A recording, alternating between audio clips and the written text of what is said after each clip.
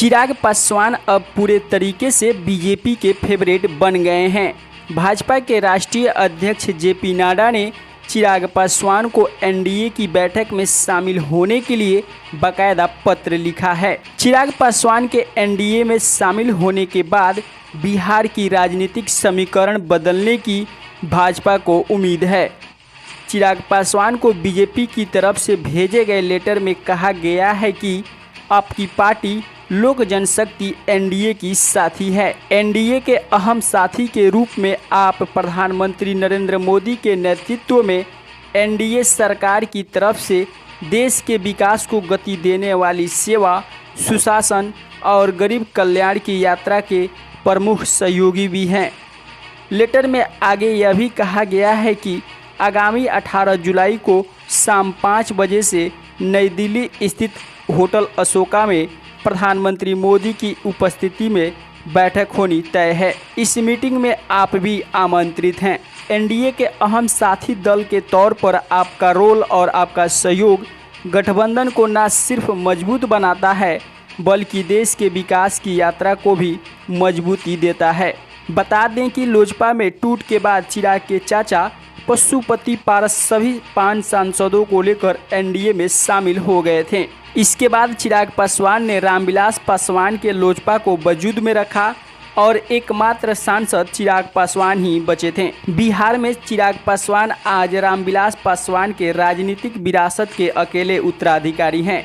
दरअसल 2020 के विधानसभा चुनाव में जेडीयू और भाजपा साथी थी, लेकिन चिराग पासवान एनडीए से अलग थे। चुनाव के दौरान ही रामविलास पासवान की मौत हो गई। चाचा भतीजे के बीच रिश्ते में दरार आई और सीट शेयरिंग को लेकर भी भाजपा के साथ समस्या थी।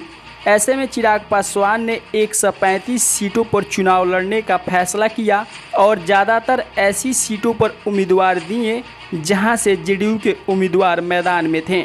हालांकि यह भी कहा गया कि चिराग पासवान ये सब भाजपा के इशारे पर कर रहे थे। नतीजा यह हुआ कि करीब 36% वोट पाकर खुद की पार्टी को तो नहीं जीत दिला पाए, लेकिन जेडीयू की सीटों की संख्या पिछली चुनाव के मुकाबले 28 कम करने में सफल रहे। ऐसा माना जा रहा था कि नीतीश कुमार के कारण ही चिराग पासवान बिहार एनडीए से बाहर रहे। इसके बावजूद चिराग पासवान ने हमेशा खुद को मोदी का हनुमान बताया और कभी भी भाजपा के खिलाफ नहीं गए। 2020 के विधानसभा चुनाव के जरिए उन्होंने अपना दमखम दिखा ही दिया था। लगातार बिहार पर फोकस करते हुए वे सक्रिय भी रहे। चिराग पासवान युवा नेता न सिर्फ अपनी जाति बल्कि बिहार के सभी जाति के युवाओं के बीच लोकप्रिय हो रहे हैं। वैसे भी रामविलास पासवान के समय से ही लोजपा की एक रणनीति रही है कि सभी जातियों, खासकर सामान्य जातियों को समेटकर चला जाए। बाहुबल या धनबल कारण चाहे जो भी रहा हो, लोजपा के अधिकांश उम्मीदवार राजपूत, ब्राह्मण और भूमियार जातियों से आते रहे हैं। आज भी लोजपा के प्रदेश अध्यक्ष ब्राह्मण जाति से आने वाले एक पूर्व विधायक ही हैं। पिछले 1-2 सालों में यह देखा गया है कि चिराग पासवान जब भी बिहार के सुदूर क्षेत्रों के दौरे पर होते हैं, उनमें युवाओं की संख्या ठीक ठाक होती है।